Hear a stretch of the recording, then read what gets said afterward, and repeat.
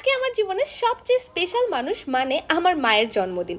আর আম্মুর জন্মদিন উপলক্ষে আমরা দুই বোন মিলে প্ল্যান করে কি কি করলাম সেই সব কিছুই কিন্তু এই ব্লগে শেয়ার করতে থাকবো। এন্ড হ্যালো, আসসালামু আলাইকুম everyone, this is Lamis and welcome to Lamis and Shovon's. আজকে আমার শ্বশুর বাড়ি থেকে আমার মায়ের বাসায় আসার সময় আমার শ্বশুর শাশুড়ি মা এই দুইজন একেবারে ব্যাগ বোঝাই করে আম পাঠিয়েছিল আমার মায়ের বাসার জন্য। এজন্য আমার শ্বশুর শাশুড়ি মাকে অনেক অনেক ধন্যবাদ। আচ্ছা, আজকের ব্লগটা কিন্তু আমি সন্ধ্যা থেকে শুরু করছি, যেহেতু সন্ধ্যাবেলায় আমি আমার মায়ের বাসায় এসেছি।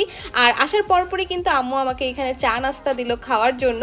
আর আমার না চায়ের সাথে পুরি পেঁয়াজু এগুলো খেতে ভীষণ ভালো লাগে, যদিও এখন এসব তেলে ভাজা খাবার আমি যতটুকু পারছি অ্যাভয়েড করেই চলছি। আচ্ছা, এখন একটা মজার জিনিস তোমাদের সাথে শেয়ার করি। রুষামণি এদিকে কি করছে, যেহেতু আম্মুর বার্থডে আজকে, সে এখানে আম্মুকে আঁকার চেষ্টা করছে আর এটা পেইন্ট করে নাকি সে আম্মুকে বার্থডে গিফট হিসেবে দিবে। তো আমার কাছে কিন্তু এই ব্যাপারটা বেশ কিউট লেগেছে।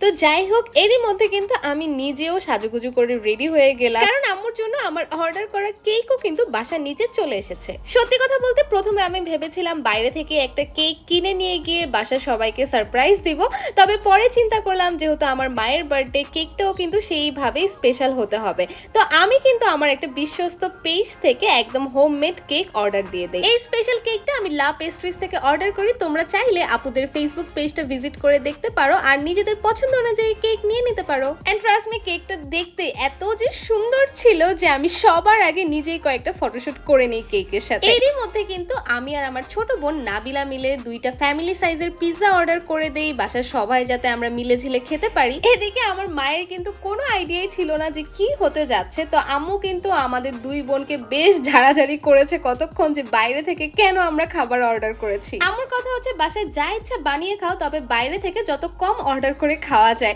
তো এদিকে আমি বাসার সবাইকে বললাম যে সবাই একদম রেডি হয়ে ফিটফাট হয়ে আসে, কারণ এখন কেক কাটা হবে। আর আমার আম্মুকে দেখেই বুঝতে পারছো তার কিন্তু বিন্দু মাত্র কোনো প্রিপারেশন নাই, কোনো আইডিয়াও নাই। সে একদম সিম্পলি চলে এসেছে ভিডিওতে, কারণ আম্মুকে আমরা কোনো কিছুই জানাইনি যে কেক কাটবো বা কি করব। তো ফাইনালি আমরা ফ্যামিলি সব মেম্বাররা মিলে কেক কাটলাম। এখানে আমার বোন নাবিলা ছিল, আমার কাজিন পূর্ণতা ছিল, সাথে রুষামণি ছিল, আর ক্যামেরার পিছনে কিন্তু আমার নানুও ছিল। আমাদের ছোটবেলায় এই সবগুলা কাজ কিন্তু আম্মু করতো, মানে কেক কিনে আনা, বাসায় ভালো মন্দ রান্না করা, গেস্টদেরকে কল করা। এখন যেহেতু আমরা বড় হয়ে গিয়েছি, আব্বু আম্মুর খুশির কথা চিন্তা করে এই কাজগুলা কিন্তু আমরা করতেই পারি চাইলে। আচ্ছা, এবার তোমাদের এমন কিছু টু পিস কালেকশন দেখাবো যেগুলা কিনা তোমরা ঈদের দিন সকালে কিংবা ঈদের দ্বিতীয় তৃতীয় দিনে ড্রেস হিসেবেও পরতে পারবে। গরমের মধ্যে প্রিমিয়াম কোয়ালিটির এই দুবাই সিল্ক গুলা এতটা কমফোর্টেবল যে তোমরা হাতে না পেলে বুঝতেই পারবে না। ড্রেসগুলো পরেও যেমন আরাম, দেখতেও কিন্তু খুবই স্ট্যান্ডার্ড। আর এই সবগুলো ড্রেস মাত্র 999 টাকায় আমার পেজ এলএনএস অ্যাটায়ারেই পেয়ে যাবে। আচ্ছা, এবার বলি, রাতে কেক কেটে পিৎজা খেয়ে টেয়ে আমার না ডিনার করার একদমই ইচ্ছে করছিল না। তো আম্মু এখানে আমাকে এক গ্লাস গরম গরম দুধ দিয়েছে, কারণ গরম দুধ আমার অনেক বেশি পছন্দের। আচ্ছা, এর পরের দিন কি হয়েছে সেটাও একবার এই ভ্লগে শেয়ার করি। তারপরের দিনও যেহেতু আমি আম্মুর বাসাতেই ছিলাম, তো সকালবেলা ঘুম থেকে উঠেই নাস্তা করে ফেললাম। আর নাস্তার মধ্যে ছিল একটা সিদ্ধ ডিম আর কিছু নাটস।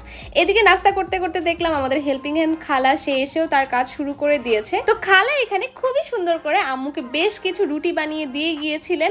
আর আমি এখানে নাস্তা করার পর এক মগ গরম গরম দুধ চা নিয়ে বসে গিয়েছিলাম আর মি টাইম স্পেন্ড করতে করতে খাচ্ছিলাম। আর এখন যেহেতু আমের সিজন শুরুই হয়ে গিয়েছে, একটু পরপরই কিন্তু আম খাওয়া হয়, মানে বাসায় আম এনে রাখা হয়, যার যখন ইচ্ছা সে নিয়ে নিয়ে খায়।